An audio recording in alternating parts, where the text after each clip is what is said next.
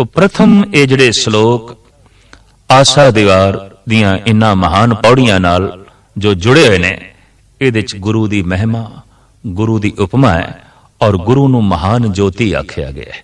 गुरु महान सूरज है, गुरु महान चंद्रमा है, जिहदी रोशनी दे च अपने आप दा पता चलदा है, अपनी होंद दा पता चलदा है, अपनी कालख दा पता चलदा है ते अपनी कालख नूं दूर करन दी समर्था प्रदान होंदी है गुरु ज्योति करके, गुरु बख्शिश करके, गुरु रहमत करके। गुरु नानक दे घर नूं ही गुरु घर आख्या जांदा है। वख-वख जिहड़ियां जगत दे संप्रदावां प्रगट होईयां, उन्हां दे च गुरु नानक ने जिस संप्रदा नूं जन्म दिता उस नूं ते आख्या ही जांदा है गुरु घर। ते गुरु घर दे जो आ गया वो शिष्य हो जाता है, वो सिख हो जाता है। ते जिहड़ा गुरु दी विचार नूं अपनी झोली च पा लैंदा है, वो फिर इस ढंग नाल फलीभूत होंदा है कि फल भी मिठे, फुल भी सोहणे खूबसूरत, छाया भी महान ते संघनी। साहिब श्री गुरु नानक देव जी महाराज ने इन्हां श्लोकां दे गुरु दी उपमा कीती है। पौड़ी दे जो विचार है वो इस प्रकार है। पौड़ी आपी ने आप साजियो, आपी ने रचियो नाम, दुई कुदरत साजिए कर आसन डिठो चाओ। दाता करता आप तू, तुस देवे करे पसाओ। तू जानो ही सब से, दिल ऐसे जिंद को आओ। कर आसन डिठो चाओ, कर आसन डिठो चाओ। आसा दीवार दी पहले पातशाह जी दी उचारण कीती ये पहली पौड़ी, जिस दे च एक मूल प्रश्न नूं सतगुरु देव जी महाराज अखे रख के उसका उत्तर देंदे ने। धार्मिक दुनिया दे च ते आम संसारिक दुनिया च एक प्रश्न आम चल रहा है कि परमात्मा ने सब कुछ बनाया है तो फिर परमात्मा नूं किसने बनाया है? जे खुदा ने सब कुछ बनाया है तो फिर खुदा नूं बनाने वाला भी कोई होवेगा। जद एक तर्क खड़ी की जाती है कि करते तो बिना कृत नहीं, तो फिर हर चीज का करता होना चाहिए, हर वस्तु ते हर हस्ती का करता होना चाहिए। इस संबंध काफी बहस मुबासे आद काल तो ही चले आ रहे ने कि पहले मुर्गी सी या पहले अंडा होया है। ये मसला त्यों दा त्यों ही पिया है, जिसनों एक उर्दू दा शायर ऐसा कहता है, हजारों साल फिलॉसफी की तना तनी रही, पर खुदा की बात जहां पे थी वहीं पे रही। साहिब श्री गुरु नानक देव जी महाराज अजीम चिंतक ने, विचारक ने, दार्शनिक ने, और इस सवाल नूं आप इस ढंग नाल हल करदे ने, आप ही ने आप साजियो, आप ही ने रचियो नाम। उन्हें अपनी साजना आप की थी, उन्हें अपनी बनतर आप बनाई है। तू सूक्ष्म होवा अस्थूली, उक सूक्ष्म तो आप स्थूल होया है। किवें होया है, किस तरह होया है, इसनूं अत कथन कह देता है, अति प्रश्न कह देता है। ये प्रश्न कोई प्रश्न नहीं कि वो किवें फैले है, किवें पसरे है, ये अति प्रश्न है। इतना जरूर है कि उन्हें अपनी साजना आप कीती है। जिंदगी दे बहुत पहलुआं दे मनुख कई दफा अति प्रश्न करता है, तो जो अति प्रश्न है वास्तविक उसका कोई उत्तर नहीं। साहिब श्री गुरु नानक देव जी महाराज ये फरमान करते ने, उन्हें अपनी साजना आप कीती है। ऐसा इतिहास दे आउंदा है कि साहिब श्री गुरु नानक देव जी महाराज जद ਇਰਾਕ ਦੇਸ਼ ਦੇ ਭਰਮਣ ਕਰਨ ਤੇ ਗਏ। ਗੁਰੂ ਨਾਨਕ ਦੇਵ ਜੀ ਮਹਾਰਾਜ ਦਾ ਭਰਮਣ 9 ਖੰਡ ਪ੍ਰਿਥਵੀ ਦਾ ਹੈ। ਜਦ ਕਦੀ ਸੰਸਾਰ ਦੀ ਦੌਲਤ ਬਹੁਤੀ ਮਿਲਦੀ ਹੈ ਮਨੁੱਖ ਨੂੰ, ਤਾਂ ਉਹਨੂੰ ਸਮੇਟਣ ਦਾ, ਸੰਗ੍ਰਹਿ ਕਰਨ ਦਾ ਤੇ ਛੁਪਾਉਣ ਦਾ ਜਜ਼ਬਾ ਵੀ ਨਾਲ ਪੈਦਾ ਹੁੰਦਾ ਹੈ।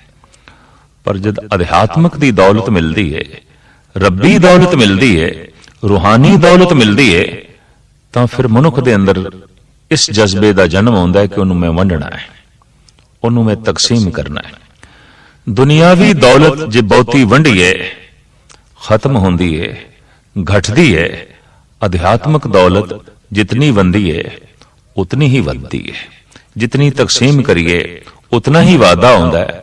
ਇਹ ਉਸੇ ਦਾ ਹੀ ਜ਼ਿਕਰ ਹੈ ਕਿ ਖਾਵੋ ਖਰਚੋ ਰਲ ਮਿਲ ਭਾਈ, ਤੋਟ ਨਾ ਆਵੇ ਵਧ ਦੋ ਧਾਈ। ਵਾਸਤਵਿਕ ਧਨ ਉਹੀ ਧਨ ਹੈ ਜਿਹਦੇ ਵੰਡਦਿਆਂ ਵਧੇ, ਜੋ ਵੰਡਦਿਆਂ ਘਟਦਾ ਹੈ ਉਹ ਧਨ ਨਹੀਂ। ਇਸ ਵਾਸਤੇ ਨਾਮ ਨੂੰ ਭਗਤ ਜਨਾਂ ਨੇ ਪਰਮ ਧਨ ਆਖਿਆ। ਨਾਮ ਦੀ ਦੌਲਤ ਨਾਲ ਜਦ ਗੁਰੂ ਨਾਨਕ ਦਾ ਹਿਰਦਾ ਮਾਲਾ ਮਾਲ ਹੋਇਆ ਤਾਂ ਆਪ ਵੰਡਣ ਲਈ ਚੱਲ ਪਏ। ਅਕਸਰ ਧਨ ਬਹੁਤਾ ਜੇ ਕਿਸੇ ਨੂੰ ਮਿਲ ਵੀ ਜਾਏ ਤਾਂ ਵੱਧ ਤੋਂ ਵੱਧ ਅਗਰ ਵੰਡੇਗਾ ਵੀ ਸਹੀ, ਮਜਬੂਰ ਹੋ ਕੇ, ਤਾਂ ਪਰਿਵਾਰ ਦੇ 'ਚ ਹੀ ਵੰਡੇਗਾ, ਪੁੱਤਰਾਂ 'ਚ ਵੰਡ ਦੇਗਾ, ਭਰਾਵਾਂ ਦੇ 'ਚ ਵੰਡ ਜਾਏਗਾ। ਇਸ ਤੋਂ ਅੱਗੇ ਉਸ ਦੀ ਵੰਡਣ ਦੀ ਨਾ ਸਮਰੱਥਾ ਹੈ, ਨਾ ਉਸ ਦੇ ਅੰਦਰ ਐਸਾ ਭਾਵ ਪੈਦਾ ਹੋਵੇਗਾ। ਪਰ ਜਦ ਕੋਈ ਰੱਬੀ ਦੌਲਤ ਨਾਲ ਮਾਲਾ ਮਾਲ ਆਉਂਦਾ ਹੈ ਤਾਂ ਉਹ ਸਿਰਫ ਪਰਿਵਾਰ ਦੇ 'ਚ ਨਹੀਂ ਵੰਡਦਾ, ਸਾਰਾ ਸੰਸਾਰ ਉਸ ਲਈ ਪਰਿਵਾਰ ਬਣ ਜਾਂਦਾ ਹੈ। ਇਸ ਵਾਸਤੇ ਸਾਹਿਬ ਸ੍ਰੀ ਗੁਰੂ ਨਾਨਕ ਦੇਵ ਜੀ ਮਹਾਰਾਜ 9 ਖੰਡ ਪ੍ਰਿਥਵੀ ਦੇ 'ਚ ਇਸ ਰੱਬੀ ਦੌਲਤ ਨੂੰ ਵੰਡਣ ਲਈ ਚੱਲ ਪਏ। ਇਰਾਕ ਦੇ 'ਚ ਜਦ ਆਪ ਨੇ ਸਤਨਾਮ ਦੀ ਬਾਂਗ ਦਿੱਤੀ, ਬਾਂਗ ਇਸ ਲਈ ਕਹਿ ਰਿਹਾ ਕਿ ਬਾਂਗ ਦੀ ਤਰਜ਼ ਦੇ ਉੱਤੇ ਹੀ ਸਤਨਾਮ ਦਾ ਉਚਾਰਨ ਕੀਤਾ, ਜਿਸ ਦਾ ਜ਼ਿਕਰ ਭਾਈ ਗੁਰਦਾਸ ਜੀ ਕਰਦੇ ਨੇ। ਦਿੱਤੀ ਬਾਂਗ ਨਿਵਾਜ ਕਰ, ਸੁਨ ਸਮਾਦ ਹੋਆ ਜਹਾਨਾ। ਐਸੀ ਬਾਂਗ, ਐਸੀ ਸਦਾ ਕਿ ਲੋਕਾਂ ਦੇ ਮਨ ਸੁਨ ਹੋ ਗਏ। ਜਿੱਥੇ ਵਿਚਾਰ ਸ਼ਾਂਤ ਹੋ ਜਾਣ, ਫੁਰਨੇ ਰੁਕ ਜਾਣ, ਉਸ ਨੂੰ ਕਹਿੰਦੇ ਨੇ ਸੁਨ ਅਵਸਥਾ, ਸੁਨ ਸਮਾਦ। ਜੈਸੇ ਸਰੀਰ ਦੇ ਸਵਾਸ ਰੁਕ ਜਾਣ ਤੇ ਕਹਿ ਦਿੰਦੇ ਨੇ ਸਰੀਰ ਸੁਨ ਹੋ ਗਿਆ। ਮਨ ਦੇ ਵਿੱਚ ਵਿਚਾਰ ਰੁਕ ਜਾਣ ਤਾਂ ਮਨ ਸੁਨ ਹੋ ਗਿਆ। ਇੱਕ ਬਾਂਗ ਨਾਲ ਜਿਨ੍ਹਾਂ ਦੇ ਮਨ ਸੁਨ ਹੋ ਗਏ, ਇੱਕ ਆਵਾਜ਼ ਨਾਲ ਜਿਨ੍ਹਾਂ ਦੇ ਮਨ ਸੁਨ ਹੋ ਗਏ, ਉਸ ਆਵਾਜ਼ ਦੇ ਵਿੱਚ ਕਿਤਨੀ ਕਸ਼ਿਸ਼ ਸੀ, ਉਸ ਆਵਾਜ਼ ਦੇ ਵਿੱਚ ਕਿਤਨਾ ਜਾਦੂ ਸੀ, ਉਸ ਆਵਾਜ਼ ਦੇ ਵਿੱਚ ਕਿਤਨਾ ਰੂਹਾਨੀ ਗਿਆਨ ਸੀ ਤੇ ਕਿਤਨਾ ਰੂਹਾਨੀ ਆਨੰਦ ਸੀ। ਭਾਈ ਸਾਹਿਬ ਕਹਿੰਦੇ ਨੇ ਸੁਨ ਮੁਨ ਨਗਰੀ ਹੋ ਗਈ, ਸਾਰੇ ਆਪਣੇ ਆਪ ਦੇ ਚ ਲੀਨ ਹੋ ਗਏ। ਇਸ ਢੰਗ ਦੀ ਸਦਾ ਗੁਰੂ ਨਾਨਕ ਦੇਵ ਜੀ ਮਹਾਰਾਜ ਨੇ ਦਿੱਤੀ ਹੈ। ਔਰ ਕਹਿੰਦੇ ਨੇ ਇਹ ਸਦਾ ਵੀ ਨਿਕਲਦੀ ਹੈ ਸੁਨ ਹਿਰਦਿਆਂ ਚੋਂ, ਸੁਨ ਮਨ ਦੇ ਚੋਂ। ਜਦ ਮਨੁੱਖ ਦਾ ਮਨ ਨਿਰਵਿਚਾਰ ਹੋ ਜਾਂਦਾ ਹੈ ਤੇ ਉਹਦੇ ਚੋਂ ਜਿਹੜੀ ਆਵਾਜ਼ ਨਿਕਲਦੀ ਹੈ, ਉਹਦੇ ਚ ਬਰਕਤ ਆਉਂਦੀ ਹੈ, ਉਹਦੇ ਚ ਤਾਕਤ ਆਉਂਦੀ ਹੈ ਕਿ ਦੂਜਿਆਂ ਦੇ ਮਨ ਨੂੰ ਵੀ ਉਹ ਨਿਰਵਿਚਾਰ ਕਰ ਦੇਵੇ, ਦੂਜਿਆਂ ਦੇ ਮਨ ਨੂੰ ਵੀ ਉਹ ਸੁਨ ਕਰ ਦੇਵੇ। ਥੋੜੀ ਦੇਰ ਤੋਂ ਬਾਅਦ ਇਹ ਇਕੱਠ ਆਪ ਦੇ ਆਲੇ ਦੁਆਲੇ ਹੋਇਆ। ਲੇਕਿਨ ਬਿਖ ਅੰਮ੍ਰਿਤ ਬਸੇ ਇੱਕ ਸੰਗਾ, ਜਿੱਥੇ ਅੰਮ੍ਰਿਤ ਹੁੰਦੀ ਹੈ, ਜਿੱਥੇ ਅੰਮ੍ਰਿਤ ਦੇ ਸਾਗਰ ਨੇ, ਉੱਥੇ ਜ਼ਹਿਰ ਵੀ ਹੁੰਦੀ ਹੈ। ਔਰ ਇਹ ਹਕੀਕਤ ਹੈ ਕਿ ਚੰਦਨ ਨੂੰ ਸੱਪ ਲਿਪਟੇ ਹੀ ਰਹਿੰਦੇ ਨੇ। ਸ਼ਰਈ ਮਨੁੱਖ ਤੇ ਸ਼ਰਾ ਦੀ ਕੁੜੱਤਣ ਨਾਲ ਭਰੇ ਹੋਏ ਜਿਹੜੇ ਲੋਕ ਨਾ ਸਨ, ਉਹ ਵੀ ਗੁਰੂ ਨਾਨਕ ਦੇ ਆਲੇ ਦੁਆਲੇ ਆ ਕੇ ਜਮਾ ਹੋਏ ਤੇ ਉਹਨਾਂ ਨੇ ਤਰ੍ਹਾਂ ਤਰ੍ਹਾਂ ਦੀ ਤਰਕ ਗੁਰੂ ਨਾਨਕ ਤੇ ਸ਼ੁਰੂ ਕੀਤੀ। ਇਹ ਸਾਰੇ ਗੁਰੂ ਨਾਨਕ ਦੇਵ ਜੀ ਮਹਾਰਾਜ ਨੂੰ ਪੀਰ ਦਸਤਗੀਰ ਦੇ ਕੋਲ ਲੈ ਗਏ, ਜੋ ਇਰਾਕ ਦੇ ਵਿੱਚ ਉਸ ਵਕਤ ਮੁਖੀ ਫਕੀਰ ਸੀ ਔਰ ਬਗਦਾਦ ਦੇ ਵਿੱਚ ਦੀਨੀ ਤਾਲੀਮ ਦੀਨਦਾਰ ਲੋਕਾਂ ਨੂੰ ਦਿੰਦਾ ਰਹਿੰਦਾ ਸੀ। ਸਿੰਘਾਸਣ ਤੇ ਬੈਠੇ ਪੀਰ ਦਸਤਗੀਰ ਔਰ ਥੱਲੇ ਖੜੇ ਰਹੇ ਗੁਰੂ ਨਾਨਕ, ਆਲੇ ਦੁਆਲੇ ਮਜਮਾ ਲੋਕਾਂ ਦਾ। ਪੀਰ ਦਸਤਗੀਰ ਨੇ ਸਵਾਲ ਕੀਤੇ ਗੁਰੂ ਨਾਨਕ ਦੇਵ ਜੀ ਮਹਾਰਾਜ ਤੇ। ਆਖਿਆ, ਐ ਹਿੰਦੀ ਫਕੀਰ, ਮੇਰੇ ਅੰਦਰ ਜਦੋਂ ਦੀ ਮੈਂ ਸਾਧਨਾ ਕਰ ਰਿਹਾ, ਜਦੋਂ ਦੀ ਮੈਂ ਇਬਾਦਤ ਕਰ ਰਿਹਾ, 3 ਸਵਾਲ ਗੂੰਜਦੇ ਹੀ ਰਹਿੰਦੇ ਨੇ। कि खुदा तो पहले की सी। जे खुदा ने सब कुछ बनाया है तो फिर खुदा नू किसने बनाया है? दूसरा सवाल है खुदा रहिंदा किथे है, ते तीसरा सवाल है खुदा करदा की है। सवाल एक बोझ होंदा है, प्रश्न एक भार है, ते जिस मन विच बहुते प्रश्न होणगे वो मन बहुता बोझल होवेगा। जद कोई मनुख बहुता ही अंतर्भाव विच अपने आप नूं बोझल महसूस करे तो समझ लेना सवालों की बहुती पंड ये चुकी फिरदा है। सिर दे उत्ते बहुता भार होवे ते चलना औखा हो जाता है। मन दे उत्ते सवालों का बहुत सारा भार होवे तां भी मायूसी ते मुरदमी छा जाती है और इस सवालों का बोझ जवाबां दे नाल ही उतरदा है। प्रश्नां दा बोझ उत्तरां दे नाल ही उतरदा है। हर नवां दिन किसी नवे प्रश्न नूं जन्म देंदा है ते अजे पुराने प्रश्न उन्हां दा हल मिलिया नहीं आउंदा। नवे प्रश्नां दा बोझ होर वध जांदा है ते हुंदा की है, सहजे सहजे मनुख प्रश्नां दे बोझ थल्ले दब के रह जांदा है। जिंदगी की है, जिंदगी क्यों है, जिंदगी कित्थों है, इस तरह दे प्रश्न और इस दे नाल मिलदे जुलदे होर हजारां प्रश्न इन्हां दे च दबी हुई है मनुख दी जिंदगी, मनुख दा ये जीवन। पीर दस्तगीर ने भी ये प्रश्न गुरु नानक देव जी महाराज दे अगों रखे कि एक प्रश्न मैनू बड़ा बोझल लगता है, एक प्रश्न मैनू बहुत भारू करी बैठा है। अक्सर देखा गया कि मनुख कह दिंदा अज मैं बड़ा बोझल बैठा, अज मैं बड़ा भारू बैठा। भार की है? एक विचार दा। भार की है? एक सवाल दा। भार की है? एक प्रश्न है। व्यापारिक दुनिया दे अपने प्रश्न, राजनीतिक दुनिया दे अपने प्रश्न, समाजिक दुनिया दे अपने सवाल ते धार्मिक दुनिया दी अपनी जो है समस्या।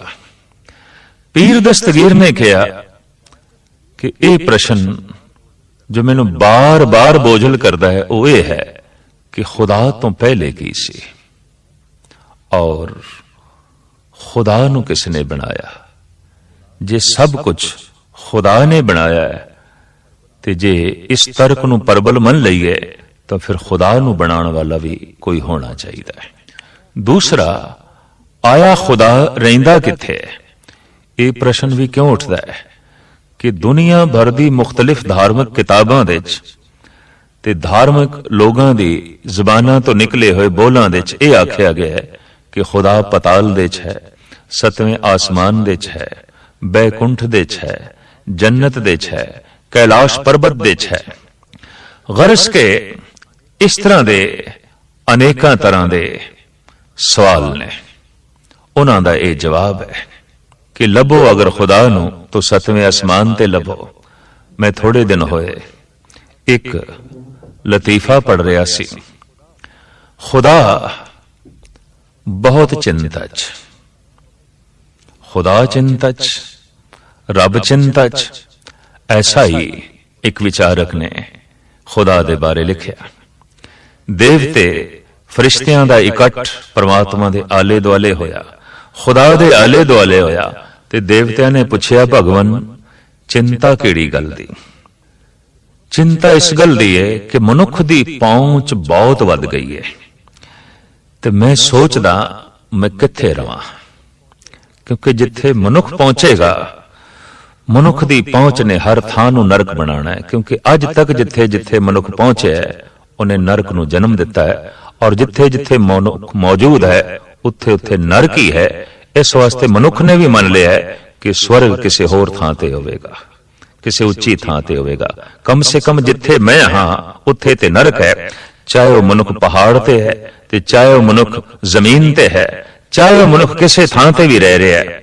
उसने हर थां नूं नरक बनाया होया है और उसने नरक मन भी लिया है। इस वास्ते स्वर्ग की कल्पना वो किधरे सतवें आसमान ते कर बैठता है या सतवें पताल विच कर बैठता है या कैलाश पर्वत ते कर बैठता है या किसी होर गैबी थां ते। तो परमात्मा दा यह प्रश्न देवतियां दे अगों मैं किथे वसां, किस थां ते वसां जिथे मनुख ना पहुंचे। और यह हकीकत है कि सारी पृथ्वी दे जिस जिस थां ते मनुख है उत्थे मनुखां दा जीवना ते हराम हो गया है, पशुआं दा जीवना भी हराम हो गया है। पशु भी बेजार ने, पशु भी दुखी ने, और पशु भी दुखी ने पशुआं करके नहीं, पशु दुखी ने मनुखां करके, मनुख दुखी ने मनुखां करके। चारों पासे जो नरक दा वातावरण है ये केवल मनुख करके है। तो मैं ऐसी थां ते वसना चाहना जिथे मनुख ना पहुंचे। फरिश्तियां ने कहा खुदावंद ताला तू सागर दिस जा वस। ते भगवान ने हस के आख्या नहीं, सागर तक उदी गहराई तक मनुख दी पहुंच हो जाएगी। तू चंद्रमा ते जा वस, नहीं उत्थे तक भी मनुख पहुंच जाएगा। तू पहाड़ां दियां उचियां चोटियां ते जा बैठ, नहीं वो भी बंदे ने सर कर लेनियां ने, उत्थे भी मनुख ने जाके पहुंच जाना है। फिर किहड़ी थां ऐसी जिथे मनुख ना पहुंचे? तो खुदा ने कहा मैनू ढंग लभ पिया, मैं हुण मनुख दे अंदर ही जा बैठांगा, वह बाहर ही लभदा रहेगा, मेरे तक पहुंचेगा ही नहीं, मेरे तक उसकी पहुंच ही नहीं होएगी। लभदा ही पिया। हुण आद काल तो मनुख कोई सतवें आसमान ते लभण दी कोशिश पिया करदा है, कोई पाताल विच लभण दी कोशिश पिया करदा है, कोई कैलाश पर्वत ते लभण दी कोशिश पिया करदा है, कोई सागर दे गहरे तल दे चों लभण दी कोशिश पिया करदा है, कोई दरियावां दे वहण दे चों लभण दी कोशिश पिया करदा है, कोई पवन दी छां दे चों लभण दी कोशिश पिया करदा है। जद कि कौन इस नूं दसे वो तेरे अंदर है, बाहर क्यों भटकदा है? और गुरु ग्रंथ साहब जी महाराज दा ते फैसला है, बाहर टोले सो भरम बुलानी। अपने तो बाहर जिहड़ा लभना है वो पदार्थ ही है, वो परमात्मा नहीं है। वो वस्तु होवेगी, वो वासदेव नहीं है। वो संसार होवेगा, वो निरंकार नहीं है। वो धन होवेगा, वो परम धन नहीं है। वो पद प्रतिष्ठा होवेगी, वो परम पद नहीं है। सो ऐसा प्रश्न दस्तगीर ने गुरु नानक देव जी महाराज ते कीता, खुदा नूं किसने बनाया है? खुदा तो पहले की सी? खुदा रहिंदा किथे और खुदा करदा की है? प्रश्न अजीम ने, खुदा दे संबंध च ने। गुरु नानक देव जी महाराज ने दस्तगीर नूं आख्या, बई मैं सुनिया तेरे कदमां विच लोकी रूमी मोती निछावर करदे ने, सोने दियां मोहरां निछावर करदे ने, ते मैं देखना चाहना उन्हां मोतियां नूं, लिया थोड़े। दस्तगीर दे मन विच एकदम ख्याल आया भी सवालां दा जवाब ते दिता नहीं, मुआवजा पहले ही ये हिंदी फकीर मनन लग पे। साहिब श्री गुरु नानक देव जी महाराज नूं अज भी इराक दे इलाके च हिंदी फकीर करके कहंदे ने, हिंदी औलिया करके कहंदे ने। और उत्थे जो साहिबां दा अस्थान है उत्थे भी साफ लिखा है हिंदी औलिया हजरत बाबा नानक। साहिब श्री गुरु नानक देव जी महाराज दे सामने दस्तगीर ने थाल दे च मोती मंगाए, अगे कीते ते सतगुरु कहन लगे इन्हां दी गिणती करो। दस्तगीर हैरान होया, लेकिन गिणती उसने आरंभ की थी, 1 2 3 4 ते जैसे पहुंचे सतगुरु ने बांह पकड़ ली, आखिया फकीर तेनू हिसाब किताब नहीं आउंदा, ते हिसाब किताब दे मामले च तू बहुत कमजोर है, तेनू गिणती नहीं आउंदी। दस्तगीर कहंदा है, महाराज गिणे ते मैं 4 ही ने। सतगुरु कहने लगे, हां इन्हां 4 च ही तो भूल कर गए, फिर गिणती कर। उन्हें फिर गिनती आरंभ की थी, 1 2 3 4। सतगुरु ने फिर बांह पकड़ ली, गिनती फिर गलत हो गई, फिर तो भूल गए, फिर आरंभ कर। अद की औखा होके दस्तगीर कहंदा है, महाराज हुण मैं जिथे भुला उत्थे ही तुसी मेरी बांह पकड़ना, मैं किहड़ी थां ते भुलदा उस थां दा मैनू पता चले। सतगुरु कहन लगे, ठीक। जैसे दस्तगीर ने गिनती आरंभ की थी 1, इत्थे ही सतगुरु ने पकड़िया, आख्या नहीं गिनती 1 तो पहले आरंभ कर। 1 तो क्यों आरंभ करता है? गिनती 1 तो पहले शुरू कर, ਇੱਕ ਤੋਂ ਕਿਉਂ ਸ਼ੁਰੂ ਕਰਦਾ ਹੈ? ਤੋ ਦਸਤਗੀਰ ਕਹਿਣ ਲੱਗਾ, ਮਹਾਰਾਜ ਇਹ ਤੇ ਹੈਰਾਨਗੀ ਦੀ ਗੱਲ, ਐਸੇ ਕਿਸ ਤਰ੍ਹਾਂ ਹੋ ਸਕਦਾ ਹੈ? ਇੱਕ ਤੋਂ ਪਹਿਲੇ ਤੇ ਕੁਝ ਵੀ ਨਹੀਂ ਹੈ, ਗਿਣਤੀ ਤੇ ਇੱਕ ਤੋਂ ਹੀ ਆਰੰਭ ਕਰਨੀ ਪਏਗੀ। तो गुरु नानक देव जी महाराज कहने लगे, खुदा तो पहले कुछ भी नहीं, सारे पसारे दी होंद खुदा तो ही शुरू होती है। खुदा मूल है, एका मूल है। इस वास्ते गुरु नानक दा कलाम एक तो शुरू होंदा है। गुरु ग्रंथ साहब जी महाराज दा पहला अक्षर एक है, ते गुरु ग्रंथ साहब जी महाराज दी सारी बाणी उस एक दी परिक्रमा कर दी है, जो गुरु ग्रंथ साहब जी महाराज दे मूल दे है। गुरु ग्रंथ साहब दी बाणी एक ओंकार एक तो शुरू होती है, एक तो आरंभ होती है। ये एक जगत दा मूल है, ये एक जगत दी बुनियाद है। दस्तगीर नूं तसल्ली हुई, मन नूं ढारस मिली, किसी अनुभवी पुरुष और रंगी हुई आत्मा तो सवालों का जवाब मिलिया, ते सवालों का बोझ हिरदे तो उतरिया।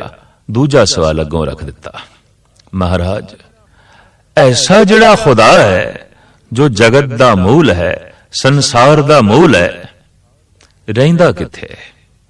किथे तलाश करिए? क्योंकि इस्लामी जगत दे च आम कल्पना है कि वह 7वें आसमान ते है, और साडे देश दे च भी मुख्तलिफ इस संबंध च रावां ने। सतगुरु कहन लगे, अदकी तू दुध दा भरिया होया एक जाम मंगा। तो कटोरा दुध दा भरिया होया आ गया। सतगुरु गौर नाल वेखदे ने ते कहंदे ने, फकीर साईं इस दे च कुछ है। घबरा गए दस्तगीर, ऐसा ते नहीं मेरे खलीफियां ने, मेरे चेलियां ने कुछ विचे पा दिता होवे। गौर दे नाल जद वेखदे ने दस्तगीर ते कहंदे ने, ऐ हिंदी फकीर बाबा नानक, इहदे च कुछ भी नहीं, ये पाक शीर है, ये पवित्र दुध है। सतगुरु कहंदे ने, इस दे पाक होण ते, इस दे पवित्र होण ते मैनूं कोई शक नहीं, पर इस दे च कुछ नहीं है, ये मैं मनण नूं तैयार नहीं। इहदे च कुछ है। तो दस्तगीर कहंदा, की है? सतगुरु कहंदे ने, घिओ है। ते हुण तूं दस किथे है कि नहीं? दस्तगीर कहंदा, घिओ ते है। ते महाराज कहंदे ने, फिर किथे है दस? महाराज है ते सही, पर दिखाई नहीं देता। है ते सही, पर दृष्टि गोचर नहीं होता। सगल बनस्पत में बैसंतर, सगल दूध में घिया, ऊंच नीच में जोत समानी, घट घट माधो जिया। जिवें दुध दे जर्रे जर्रे दे कण कण दे घिओ है, जगत दे जर्रे जर्रे दे वो प्रभु आप है, वो करता पुरख आप है। जितनी उसकी बनतर है, जितनी उसकी कृत है, वो सारी कृत दे आप बैठा होया। फिर दस्तगीर ने प्रश्न किया, महाराज ऐसा जिहड़ा परमात्मा इतना शक्तिशाली, वो करदा की है? उहदा धंधा की है? उहदा कम की है? आखिर शक्ति दा वेग, शक्ति दा कम है कुछ करना, उहदा धंधा की है? आखिर उसकी कोई कृत भी होवेगी, आखिर उसका कोई धंधा भी होवेगा, सारियां दे च बैठ के वो की करदा है? सतगुरु कहंदे ने, दस्तगीर तेरे सवाल बहुत सारे ने, ते तू ऐसे सवाल करदा जाएगा, मैं जवाब देंदा जावांगा, पर मैं हुण सोचदा पिया तू खुदा दी तौहीन कर रहे हैं। क्योंकि खुदा दा रूप होंदा है, खुदा दा ज्ञान, खुदा दी असली तस्वीर होंदी है, उसदी विचार, ते तू उसदे विचारां दी, तू उसदे ज्ञान दी तौहीन कर रहे हैं। क्योंकि तू खुद सिंहासन ते बैठा है, ते मेरे कोल विचार सुन रहे हैं, मैं थल्ले खड़ा। दस्तगीर दा मन काफी पिघल चुकिया सी। कहने लगा, फिर महाराज मैं की करा? सतगुरु कहने लगे, फिर तू ओही कर जो कुछ तेनू करना चाहिए। तू थल्ले आके बैठ, मैं सिंहासन ते बैठांगा, और सिंहासन ते बैठ के मैं तेनू सवालों का जवाब देंगा, जो नियम है, जो विधान है। दस्तगीर ने सोचा, सौदा सस्ता ही है, एकदम थल्ले आन बैठा, और सतगुरु सिंहासन ते जा बैठे। बैठदे ही आप ते विस्माद तारी हो गया, आप हलूल कर गए, आप समाधि लीन हो गए। थल्ले बैठा दस्तगीर कहंदा, महाराज ਛੇਤੀ ਦੱਸੋ ਖੁਦਾ ਕਰਦਾ ਕੀ ਹੈ। ਮੁਸਕਰਾਉਂਦੇ ਹੋਏ ਗੁਰੂ ਨਾਨਕ ਨੇ ਨੇਤਰ ਖੋਲੇ, ਆਖਿਆ ਦਸਤਗੀਰ ਖੁਦਾ ਇਹੀ ਕੁਝ ਕਰਦਾ ਹੈ, ਜੋ ਸਿੰਘਾਸਣ ਤੇ ਬੈਠਾ ਹੁੰਦਾ ਹੈ ਉਹਨੂੰ ਥੱਲੇ ਲਾ ਛੱਡਦਾ ਹੈ, ਜੋ ਥੱਲੇ ਆਉਂਦਾ ਹੈ ਉਹਨੂੰ ਸਿੰਘਾਸਣ ਤੇ ਬਿਠਾ ਦਿੰਦਾ ਹੈ। ਛਿਨ ਮੇ ਰੰਗ ਰਾਵ ਕੋ ਕਰੇ, ਰਾਵ ਰੰਗ ਕਰ ਡਾਰੇ, ਰੀਤੇ ਭਰੇ ਭਰੇ ਸਖਨਾਵੇ, ਇਹ ਤਾਂ ਕੋ ਵਿਵਹਾਰ ਹੈ। ਗੁਰੂ ਤੇਗ ਬਹਾਦਰ ਸਾਹਿਬ ਜੀ ਮਹਾਰਾਜ ਕਹਿੰਦੇ ਨੇ ਉਸ ਦਾ ਵਿਵਹਾਰ ਹੈ, ਇਹ ਉਸ ਦਾ ਧੰਦਾ ਹੈ। ਖਾਲੀਆਂ ਨੂੰ ਭਰ ਦਿੰਦਾ ਹੈ, ਭਰਿਆਂ ਨੂੰ ਖਾਲੀ ਕਰ ਦਿੰਦਾ ਹੈ। ਹਾਸੇ ਦੇ ਚ ਰੋਣਾ ਪਾ ਦਿੰਦਾ ਹੈ, ਰੋਣੇ ਦੇ ਚ ਹਾਸਾ ਪਾ ਦਿੰਦਾ ਹੈ। ਜ਼ਿੰਦਗੀ ਦੇ ਚ ਮੌਤ ਪਾ ਦਿੰਦਾ ਹੈ, ਫਿਰ ਮੌਤ ਦੇ ਚ ਜ਼ਿੰਦਗੀ ਪਾ ਦਿੰਦਾ ਹੈ। ਨਫੇ ਦੇ ਚ ਨੁਕਸਾਨ ਪਾ ਦਿੰਦਾ ਹੈ, ਨੁਕਸਾਨ ਦੇ ਚ ਫਿਰ ਨਫਾ ਪਾ ਦਿੰਦਾ ਹੈ। ਇੱਜ਼ਤ ਦੇ ਚ ਬੇਇੱਜ਼ਤੀ ਨੂੰ ਜਨਮ ਦੇ ਦਿੰਦਾ ਹੈ, ਔਰ ਫਿਰ ਬੇਇੱਜ਼ਤੀ ਦੇ ਚ ਇੱਜ਼ਤ ਪੈਦਾ ਹੋ ਜਾਂਦੀ ਹੈ। ਇਸ ਢੰਗ ਦਾ ਇਹ ਉਸ ਪ੍ਰਭੂ ਦਾ ਧੰਦਾ ਹੈ, ਖਾਲੀਆਂ ਨੂੰ ਭਰਨਾ, ਭਰਿਆਂ ਨੂੰ ਖਾਲੀ ਕਰ ਦੇਣਾ, ਫਿਰ ਭਰ ਦੇਣਾ, ਫਿਰ ਖਾਲੀ ਕਰ ਦੇਣਾ। ਇਹ ਉਸ ਪ੍ਰਭੂ ਦੀ ਇੱਕ ਲੀਲਾ ਹੈ, ਇਹ ਉਸ ਪ੍ਰਭੂ ਦਾ ਇੱਕ ਧੰਦਾ ਹੈ, ਇਹ ਉਸ ਪ੍ਰਭੂ ਦਾ ਇੱਕ ਕੰਮ ਹੈ। ਦਸਤਗੀਰ ਗੁਰੂ ਨਾਨਕ ਦੇ ਪੈਰੀ ਆ ਕੇ ਪਿਆ। ਜਿਸ ਸਿੰਘਾਸਣ ਤੇ ਦਸਤਗੀਰ ਨੇ ਬਿਠਾਇਆ, ਇਹ ਅਮਰ ਸਿੰਘਾਸਣ ਅੱਜ ਤੱਕ ਵੀ ਬਣਿਆ ਹੋਇਆ ਹੈ, ਔਰ ਉਸ ਦੇ ਉੱਤੇ ਬਕਾਇਦਾ ਉਸ ਦਸਤਗੀਰ ਨੇ ਇੱਕ ਤਖਤੀ ਲਗਵਾਈ ਸੀ ਉਸ ਜ਼ਮਾਨੇ ਦੇ ਵਿੱਚ, ਜੋ ਅੱਜ ਤੱਕ ਵੀ ਲੱਗੀ ਹੋਈ ਹੈ। ਮੋਟੇ ਹਰੂਫ ਦੇ ਚ ਉੱਥੇ ਲਿਖਿਆ ਹੋਇਆ ਹੈ, ਰੱਬੁਲ ਮਜੀਦ ਹਜ਼ਰਤ ਬਾਬਾ ਨਾਨਕ। ਥੱਲੇ 4 ਬਾਰੀਕ ਲਾਈਨਾਂ ਨੇ ਪੁਰਾਣੀ ਅਰਬੀ ਦੇ ਚ, ਜਿਸ ਦਾ ਤਰਜਮਾ ਇਸ ਢੰਗ ਨਾਲ ਕਰਵਾਇਆ ਗਿਆ ਹੈ ਕਿ ਰੱਬੁਲ ਮਜੀਦ ਹਜ਼ਰਤ ਬਾਬਾ ਨਾਨਕ ਇੱਥੇ ਆਏ, ਉਹਨਾਂ ਦੇ ਆਉਣ ਦੇ ਨਾਲ ਆਬੇ ਹਯਾਤ ਦਾ ਚਸ਼ਮਾ ਫੁੱਟਿਆ, ਜਿਹਦੇ ਨਾਲ ਅਰਬ ਦੀ ਤਪਦੀ ਹੋਈ ਜ਼ਮੀਨ ਵੀ ਸਰਸਬਜ਼ ਹੋਈ। ਔਰ ਇਹ ਯਾਦਗਾਰੀ ਅਸਥਾਨ ਬੜੇ ਸ਼ਾਨੋ ਸ਼ੌਕਤ ਦੇ ਨਾਲ ਬਗਦਾਦ ਰੇਲਵੇ ਸਟੇਸ਼ਨ ਦੇ ਕੋਲ ਮੌਜੂਦ ਹੈ। ਸਾਹਿਬ ਸ੍ਰੀ ਗੁਰੂ ਨਾਨਕ ਦੇਵ ਜੀ ਮਹਾਰਾਜ ਸਾਰੀ ਪ੍ਰਿਥਵੀ ਦੇ ਵਿੱਚ ਭਰਮਣ ਕਰਦੇ ਹੋਇਆ ਇਸ ਢੰਗ ਦੇ ਪ੍ਰਸ਼ਨ, ਇਸ ਢੰਗ ਦੇ ਜੋ ਸਵਾਲ ਸਨ, ਉਹਨਾਂ ਦਾ ਜਵਾਬ ਦਿੰਦੇ ਰਹੇ। ਚਾਹੇ ਉਹ ਸਵਾਲ ਯੋਗੀ ਕਰਨ, ਚਾਹੇ ਹਰਿਦੁਆਰ ਦੇ ਬ੍ਰਾਹਮਣ ਕਰਨ, ਚਾਹੇ ਬਨਾਰਸ ਦੇ ਪ੍ਰੋਹਤ ਕਰਨ, ਚਾਹੇ ਮੱਕੇ ਦੇ ਹਾਜੀ ਕਰਨ, ਚਾਹੇ ਬਗਦਾਦ ਦੇ ਪੀਰ ਕਰਨ, ਗੁਰੂ ਨਾਨਕ ਦੇਵ ਜੀ ਮਹਾਰਾਜ ਕੋਲ ਹਰ ਬਸ਼ਰ ਲਈ ਜਵਾਬ ਮੌਜੂਦ ਹੈ, ਔਰ ਆਪ ਜਵਾਬ ਦਿੰਦੇ ਗਏ। ਸਾਹਿਬ ਅੱਜ ਦੀ ਇਸ ਪਾਵਨ ਪਵਿੱਤਰ ਪੌੜੀ ਦੇ ਵਿੱਚ ਫਰਮਾਨ ਕਰ ਰਹੇ ਨੇ ਕਿ ਉਸ ਪਰਿਪੂਰਨ ਪ੍ਰਮਾਤਮਾ ਨੇ ਆਪਣੀ ਸਾਜਨਾ ਆਪ ਕੀਤੀ ਹੈ, ਉਸ ਦੀ ਸਾਜਨਾ ਕਿਸੇ ਦੂਸਰੇ ਤੀਸਰੇ ਨੇ ਨਹੀਂ ਕੀਤੀ। ਆਪ ਹੀ ਨੇ ਆਪ ਸਾਜਿਓ, ਆਪ ਹੀ ਨੇ ਰਚਿਓ ਨਾ। ਉਹਨੇ ਆਪਣੀ ਹਸਤੀ ਆਪ ਹੀ ਰਚੀ ਹੈ, ਉਹਨੇ ਆਪਣੀ ਬਣਤਰ ਆਪ ਹੀ ਬਣਾਈ ਹੈ, ਉਹਨੇ ਆਪਣੀ ਤਾਕਤ ਆਪ ਹੀ ਪ੍ਰਗਟਾਈ ਹੈ। ਦੂਈ ਕੁਦਰਤ ਸਾਜੀਏ ਕਰ ਆਸਣ ਡਿਠੋ ਚਾਓ। ਦੂਜਾ ਉਸਨੇ ਸੂਖਸ਼ਮ ਤੋਂ ਆਪਣੇ ਆਪ ਨੂੰ ਅਸਥੂਲ ਕੀਤਾ ਹੈ। ਕੁਦਰਤ, ਕਲਾ, ਇਹ ਪ੍ਰਕਿਰਤੀ, ਇਹਦੀ ਸਾਜਣਾ ਕਰਕੇ ਤੇ ਇਹਦੇ ਚ ਆਪ ਬੈਠ ਕੇ ਇਹਨੂੰ ਆਪਣਾ ਆਸਣ ਬਣਾ ਕੇ ਤੇ ਵੇਖਦਾ ਹੈ ਚਾਓ ਨਾਲ।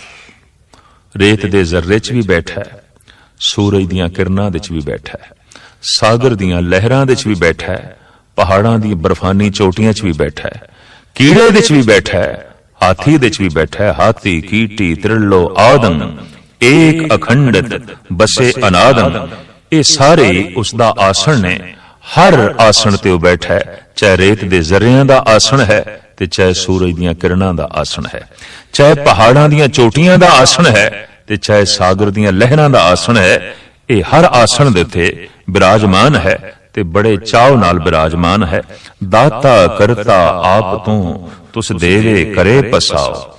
ਤੂੰ ਜਿੱਥੇ ਇਸ ਸਭ ਕੁਝ ਦਾ ਕਰਤਾ ਹੈ, हे ਪ੍ਰਭੂ ਤੂੰ ਸਭ ਕੁਝ ਦਾ ਦਾਤਾ ਵੀ ਹੈ। ਟੁੱਟ ਕੇ ਪ੍ਰਸੰਨ ਹੋ ਕੇ ਤੂੰ ਹਰ ਜੀਵ ਨੂੰ ਖੁਸ਼ ਕਰਦਾ ਹੈ, ਉਹਨੂੰ ਮਨ ਮਰਜ਼ੀ ਦੇ ਮੁਤਾਬਕ ਉਹਨੂੰ ਵਸਤੂ ਦੇਣਾ ਹੈ। ਐਸਾ ਤੂੰ ਦਾਤਾ ਹੈ, ਐਸਾ ਤੂੰ ਕਰਤਾ ਹੈ। ਤੂੰ ਜਾਣੋਈ ਸਭ ਸੇ ਦੇ ਲੈਸੇ ਜਿੰਦ ਕੋ ਆਓ। ਤੇ ਤੂੰ ਸਭ ਕੁਝ ਨੂੰ ਜਾਣਦਾ ਹੈ। ਤੈਨੂੰ ਪਤਾ ਹੈ ਰੇਤ ਦੇ ਜ਼ਰਰੇ ਦੀ ਕੀ ਲੋੜ ਹੈ, ਤੈਨੂੰ ਪਤਾ ਹੈ ਕੀੜੀ ਦੀ ਕੀ ਲੋੜ ਹੈ, ਤੈਨੂੰ ਪਤਾ ਹੈ ਹਾਥੀ ਨੂੰ ਕੀ ਦਰਕਾਰ ਹੈ, ਔਰ ਤੈਨੂੰ ਪਤਾ ਹੈ ਕਿ ਖੰਡ ਬ੍ਰਹਿਮੰਡ ਜੋ ਵੱਡੇ ਗ੍ਰਹਿ ਨੇ, ਛਤਰ ਤਾਰੇ ਨੇ, ਇਹਨਾਂ ਦੀ ਕੀ ਲੋੜ ਹੈ, ਮਨੁੱਖਾਂ ਦੀ ਕੀ ਲੋੜ ਹੈ। ਤੂੰ ਸਾਰਿਆਂ ਦੀ ਦਿਲਾਂ ਦੀ ਜਾਣਨ ਵਾਲਾ ਹੈ। ਤੂੰ ਹਰ ਇੱਕ ਦਾ ਗੋਜ ਪਤਾ ਰੱਖਣ ਵਾਲਾ ਹੈ। ਤੈਨੂੰ ਕਿਸੇ ਦਾ ਠਿਕਾਣਾ ਪਤਾ ਪੁੱਛਣ ਦੀ ਲੋੜ ਨਹੀਂ, क्योंकि तू सब नाल संबंध जोड़ी बैठा है ते तू सब कुछ नू जानदा है। तू जान ओई सब से दे लैसे जिंद को आओ, और आवाज मार के एक दिन दिती हुई जिंद तू ले लेना है, वापस कर लेना है। कर आसन डिठो चाओ, जिंद दे च भी बैठ के और शरीर दे च भी बैठ के तू चाओ नाल जगत नू वेखदा है, जिंद नू वेखदा है, शरीर नू वेखदा है, जरिया नू वेखदा है, सागर नू वेखदा है, अपनी साजी हुई कुदरत नू वेखदा है, प्रकृति नू वेखदा है। हर आसन दे उत्ते तू विराजमान है, पर बड़े चाव नाल, बड़े मलार नाल, बड़े खुश भाव दे नाल। इस तरीके नाल सतगुरु देव जी महाराज इस पौड़ी च फरमान कर रहे हैं कि सब कुछ उसकी अपनी साजना है, और अपने आप दे भी उसने ही साजना कीती है। इस संबंध च प्रश्न करना ये अति प्रश्न होवेगा कि खुदा ने जगत बनाया ते खुदा ने किस नू बनाया। सतगुरु देव जी महाराज कहते खुदा ने ही खुदा नू बनाया, भगवान ने ही भगवान नू बनाया, परमात्मा ने ही परमात्मा नू बनाया। उसने अपनी साजना आप की थी।